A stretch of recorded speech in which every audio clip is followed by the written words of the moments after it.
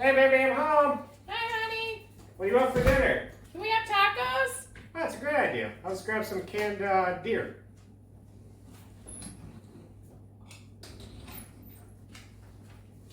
Just use the ground deer. Hi, it's Matt with Get To It Outdoors. Well, got my deer for the season? Now what? Well, I butcher my own deer. And when I butcher it, I grind it up. I make little cubed pieces and deer roast, steaks, and stuff like that. But I don't freeze a lot of it. Actually, I can it. Just like this. Reason why? It's already cooked, ready to go. Just grab it right off the shelf, warm it up, add it in your tacos, your pasta, your stuffed peppers, whatever you can think of that you normally use ground turkey or ground beef in. Just throw your venison in. And then with the cubed deer, the little like dice-sized cubes that I put in the jars, like beef stroganoff or anything like that. And I also do full deer roast. I'll just throw a big chunk of roast right in here and can it that way. New to the channel, please stick around. Check out the video. Learn the canning process. I'm going to be posting some recipes here in the near future on how I use this and what I've come to like. So stick around, check it out. So this is the cube meat that like I said, roughly about the size of a dice as far as comparison. There you go. And I cold pack these because this is the step I do. So when it goes in the pressure cooker, it goes in cold water to start. Once you pack the jars, then you put a beef bouillon cube in each one. If you're doing quarts, use 2 beef bouillon cubes. This is for the cube meat only. These jars obviously should go without saying. Should be sterile, cleaned, and the lids fresh and cleaned as well. Do not add water into these. Finger tight. All right, let's go on to the ground. All right, so I ground my own meat. I got my grinder here. But one thing I want to tell you about what I do as far as when canning ground meat, the temperatures get up to 240 degrees. So it just completely melts any tendons away, and just, I don't get too picky when I'm cleaning what I know is going to be ground meat. So as you can see a little bit of, like this is from the front leg.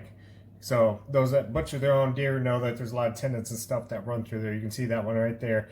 You can see a little bit of silver skin right there. And like I said, I put this through the grinder and I put it right in the jars and process it. And like I said, it's 240 degrees internal. So you don't even notice it. It doesn't leave a gamey taste. It's just regular ground meat is what it tastes like. So let's start the grind.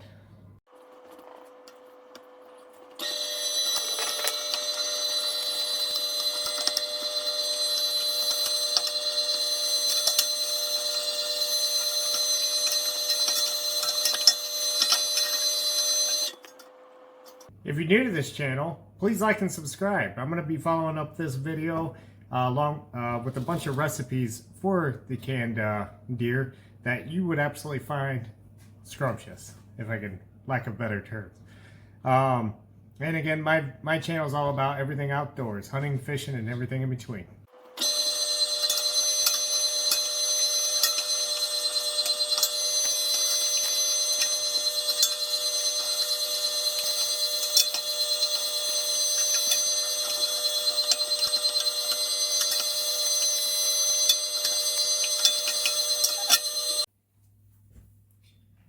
Now that I'm done grinding, I'm going to add them to the jars.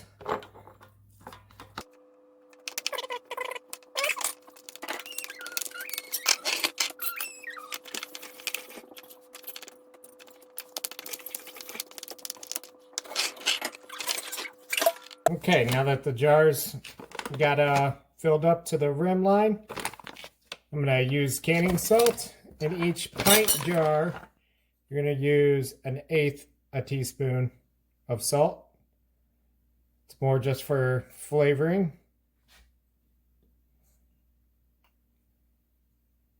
Okay. And then you put the lids on those.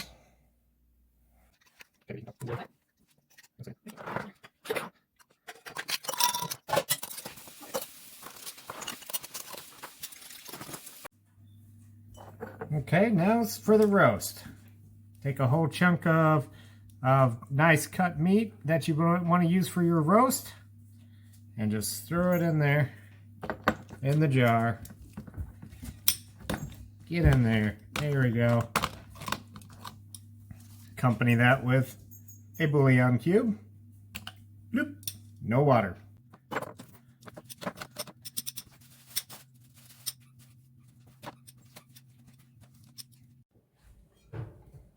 Okay, next up is add 3 quarts of cool water into your pressure cooker.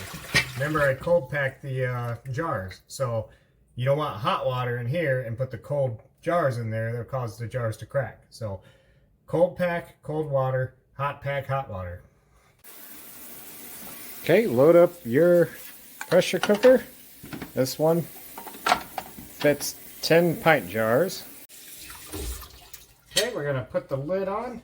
Before you do, make sure you can see through this peephole here. See light coming through so that you know it's not clogged. Put the lid on. Come on. Alright, so now what we do is turn it on high. And we wait until steam starts coming out of here. When steam starts coming out, put the timer on for 10 minutes. Now that it's steaming, start the timer for 10 minutes. Now that 10 minutes has ended, time to put the weight rocker on top. And once that starts rocking, we'll set the timer. Since I'm doing pint jars, you let the rocker go for 75 minutes. If you do quart size, you'll need to do 90 minutes. Hear the rocker rocking? Steam hissing out like that?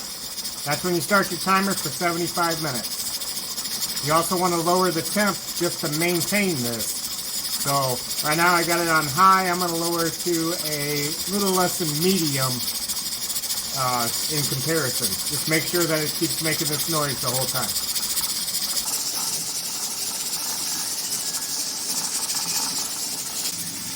Got the timer set up, so now it's time to remove this from the heat.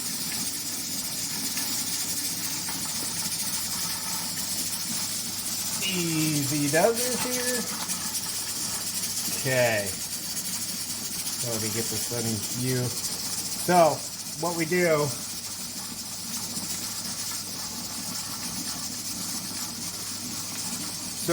is this safety pin here, right there. We let it sit there until that pin drops by itself. Don't take this off, just let it sit. And that takes around 10 minutes or so. Now that the pin dropped, we can remove the rocker and we'll take the jars out. There we go.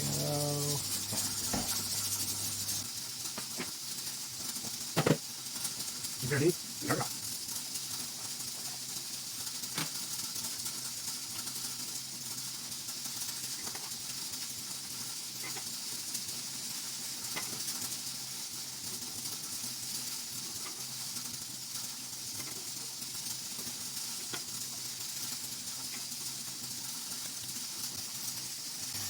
Okay, as they cool, the tops will make this popping noise, letting you know that they're sealed. You can see the dome on the top, and it'll be a concave once it's sealed.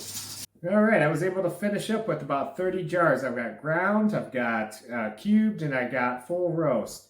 Roast kind of looks like that. So again, I didn't add water in this at all. This is all from the meat. So I'm going to be posting some videos on what I do with this. Just grab it off the pantry and use it in different recipes. And I'll be posting those videos later on. So if you're new to the channel, please like and subscribe. And look for those recipes and videos.